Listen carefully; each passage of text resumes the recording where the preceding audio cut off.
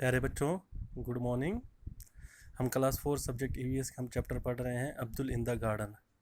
तो हम इसके क्वेश्चन आंसर्स कर रहे थे। तो कुछ क्वेश्चन आंसर्स हैं जो कि क्वेश्चन है जो कि पेज नंबर 83 पे हैं। पहला है, after 3 days Abdul saw that one broken part of the pea plant had dried. Guess which part would have dried up? Why? बोलते कि 3 दिन के बाद अब्दुल ने देखा कि एक मटर जो मटर का जो पौधा है उसकी एक क्या बोलते उसका एक हिस्सा क्या हुआ, टूट के सूख गया है। आपको पता करना है कि कौन सा हिस्सा टूट के सूखा है और क्यों। अब आंसर है, the leaves of the broken part of the P plant would have dried. जो पी प्लांट है उसके जो पत्ते हैं वो सूख गए हैं। This is because the broken part of the plant did not get water and minerals from the soil. क्योंकि जो हिस्सा टूटा हुआ था उस प्लांट का, उसको क्या हो रहा था, उसको पानी और जो बाकी मिनरल्स मिलते हैं प्लांट्स को, पौधे को बड़ा होने में जो मिट्टी के अंदर से उसको मिनरल्स या पानी मिलते हैं उसको वो नहीं मिल पा रहा था, इसीलिए उसके पत्ते क्या हो गए थे, सूख गए थे। दूसरा सवाल है, why do you think the neem tree did not fall despite the strong wind.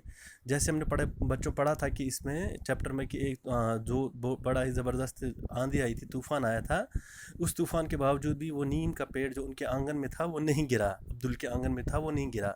अब ये बोलता है कि वो क्यों नहीं गिरा। The roots of the neem tree are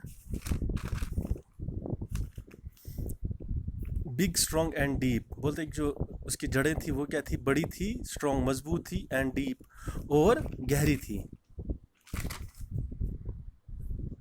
which anchors the tree strongly, जिसने पेड़ को बड़ी मजबूती के साथ पकड़ रहा था, या उसको जो जड़ें थी उन्होंने ज़मीन को बड़ी मजबूती से पकड़ रखा था, इसीलिए वो पेड़ भी बहुत ही ज़मीन के ऊपर बड़ी मजबूती से खड़ा था। Hence this is the reason why Neem tree did not fall in spite of strong wind. यही कारण है कि वो पेड़, जो नीम का पेड़ है, वो इतने खतरनाक या इतने ज़बरदस्त तूफ़ान के बाद भी नहीं गिरा।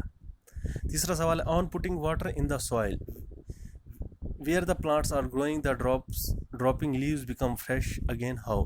बोलते हैं कि जैसे ही हम मिट्टी के ऊपर पानी डालते हैं, जहाँ पर प्लांट्स होते हैं, उस जगह पर जब हम मिट्टी के ऊपर पानी डालते हैं तो जो उस प्लांट्स के जो पत्ते होते हैं वो फिर से ताज़ा हो जाते हैं। क्यों?